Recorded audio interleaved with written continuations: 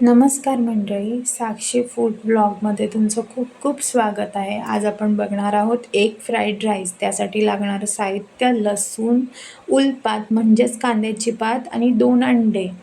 इथे मी कढईत तेल घेतलेलं आहे, 2 पळी तेल घेतलेलं आहे.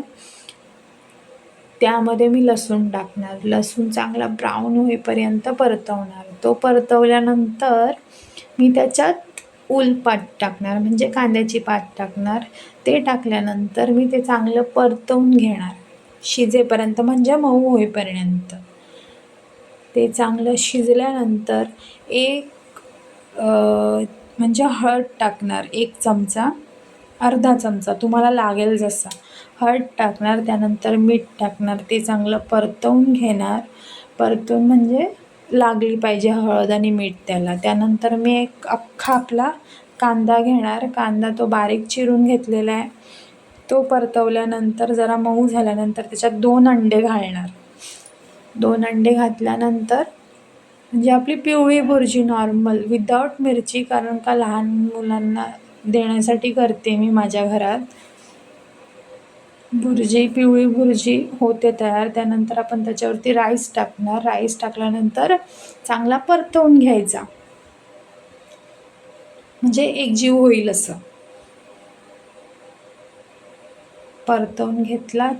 त्यानंतर मी कांद्याची पात जी आहे ती त्याच्यावरती टाकणार, म्हणजे कच्ची असते ती.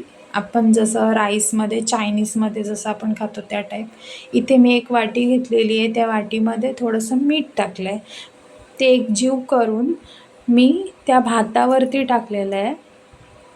का वेस्ट ओव्हर आपला राईस असतो घरातला, रात्रीचा राहिलेला भात, तर तो जरा कडक असतो, किंवा रात्रीचा शिळा भात कडक राहिलेला असतो. तो चांगला मिळून येण्यासाठी मी त्याच्यावरती एका वाटीत पाणी घेऊन त्याच्यात मीठ घालून त्याच्यावरती टाकून चांगलं झाकण ठेवलेलं आहे. आणि बघू शकता तुम्ही कशी वाफ आलेली आहे भाताला. असाच खायला मन करतो तुम्हाला. म्हणजे असं दिसत असेल की एकदम सिंपल आहे, पण नाही, टेस्ट वाईज खूप छान आहे. लहान मुलं, मोठे माणसंही खाऊ शकतात.